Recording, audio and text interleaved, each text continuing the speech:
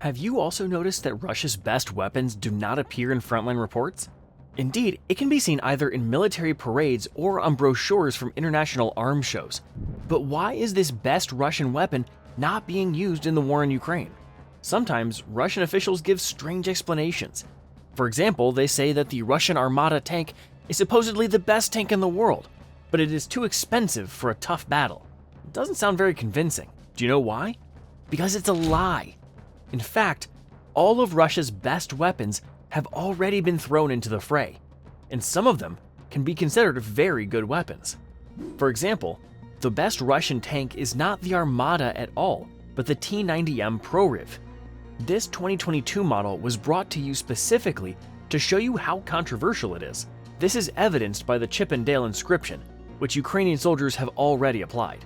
So this tank has the most powerful 125mm 2A46M5 gun, which, thanks to the chrome plating of the barrel, has a conditional life of up to 1,200 rounds. As a reminder, Abrams and German tanks have 120mm Rheinmetall guns. Does 5mm matter? Yes, it does. Otherwise, Western companies would not have designed 130mm guns for next-generation tanks, and the modern Abrams would not have received a 120mm gun instead of the 105mm gun that was installed on the previous versions of this tank.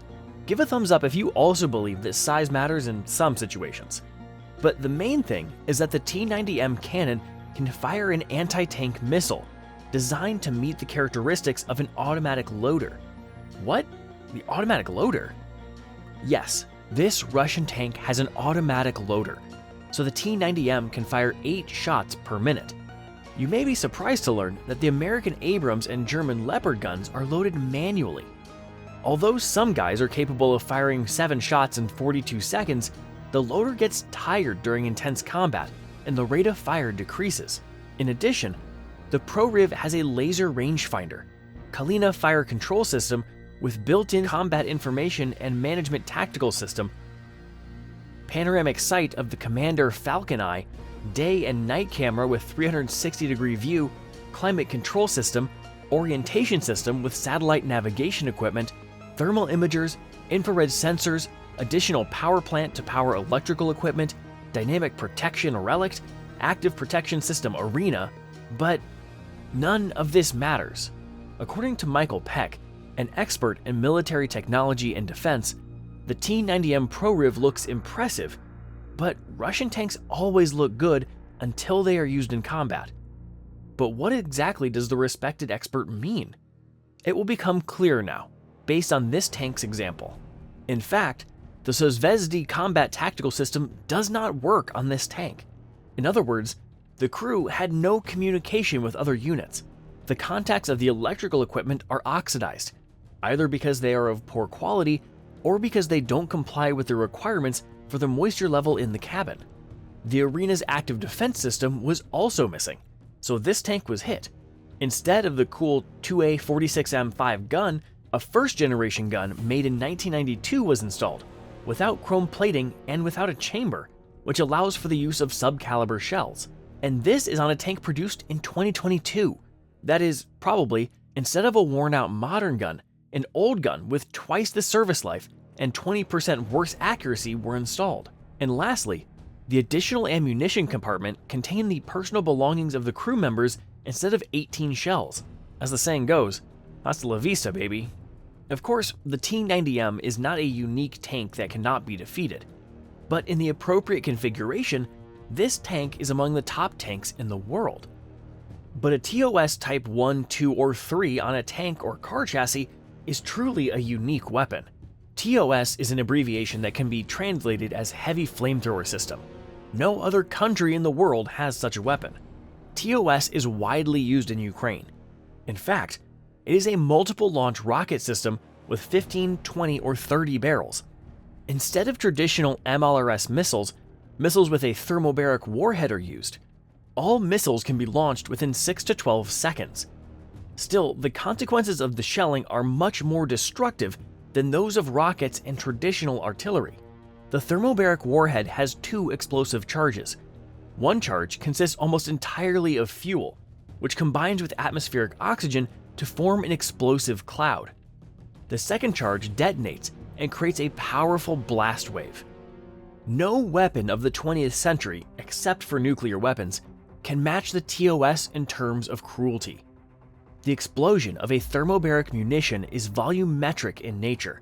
After the detonation, the atmospheric pressure in the cloud jumps sharply. Then it drops sharply by about 160 millimeters of mercury column. Any building is destroyed from the inside and into small pieces. This is actually a vacuum bomb. But why don't the United States or other countries have such weapons? First, TOS is not a high-precision weapon. One volley of TOS hits several acres of territory, destroying life all around. Secondly, TOS is an extremely indiscriminate weapon. Civilians can be targeted by TOS, as is happening in Ukraine. However, there are no specific international prohibitions on the use of flamethrowers. Protocol 3 of 1980 on prohibitions or restrictions on the use of incendiary weapons includes any weapon or ammunition that is primarily intended to set fire to objects. Therefore, in 1978, the US Department of Defense issued a directive that effectively eliminated the use of flamethrowers in combat. However, the USSR and later Russia continued to develop such systems. This is not the only Soviet Union heritage that manifested itself during this war. You won't see the weapons we're going to talk about in the Moscow parade, but they became a curse for the Ukrainian army: cast iron bombs. Military observer Michael Peck, who specializes in military technology, strategic issues, and military history, believes that Russia may have found a miracle weapon that works. The irony is that it is not entirely new. It turns out that old-fashioned dumb bombs have become Moscow's most effective weapon. In just 3 months of 2024, the Russians dropped more than 3,500 such munitions. Russia uses the 1.5-ton Fab 1500 dumb bombs and the new 3.4-ton Fab 3000, which have become smart and planned thanks to satellite guidance and a winged module. These bombs, dropped from altitudes beyond the range of most Ukrainian anti-aircraft missiles, are virtually impossible to intercept. Ukrainian positions are literally devastated after such strikes. Each explosion leaves a 70-foot crater.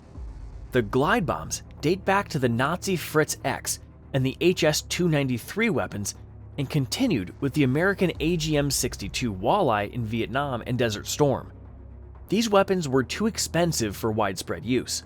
Still, in the late 1990s, the American Joint Direct Attack Munition, or JDAM, changed the game's rules. The JDAM is an American concept, but it was a perfect fit for the Russians, who are believed to have a massive stockpile of Soviet cast iron bombs. With a range of about 40 miles, the glide bombs allow the Russian Air Force to do something it has not been able to do before: provide significant support to ground forces. But not all effective Russian weapons are low-tech. For example, the Su-57 fighter jet, codenamed Felon by NATO, is a 5th-generation fighter jet. True, the Felon does not have stealth, which is the main feature of the 5th generation, but it is an advanced enough aircraft to compete with the American F-16. More importantly, the Su-57 is the main carrier of Russia's new X-69 air-to-ground missiles. These missiles can fly at a low altitude of 65 to 230 feet, which, together with their almost rectangular profile, ensures that they are not visible to missile defense systems.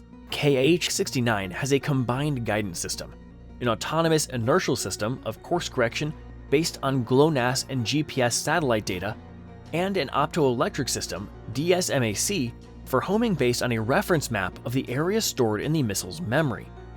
This missile destroyed the Tripilia thermal power plant, the most powerful power plant near Kyiv. Have you heard that the Russian army is using the most powerful howitzer in the world today in the war against Ukraine? If so, did you know that this howitzer is firing American shells at Ukrainians, each 3.3 feet long? Unfortunately, this is true.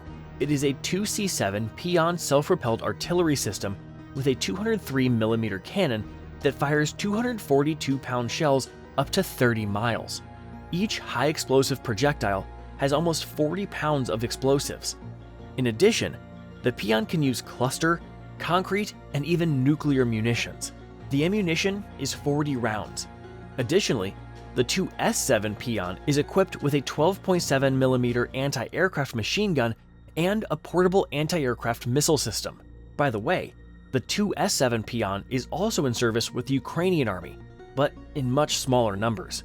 After the outbreak of the war, Ukraine and Russia faced a shortage of shells for these systems. In this regard, the global hunt for 203mm shells began. The Russians tried to buy them from Tajikistan. Ukraine also sought to obtain ammunition from third parties. Finally, in December 2023, the United States provided Ukraine with 10,203mm rounds.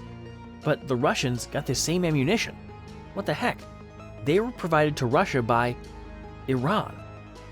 There was a time when Iran was an ally of the United States, so it received military aid to fight Iraq, including M110 howitzers and ammunition. But almost 50 years have passed. American shells were lying in Iranian warehouses, waiting for their time, and that moment has come. The full-scale war in the middle of Europe has significantly impacted the development of technology in many areas of weapons and military equipment.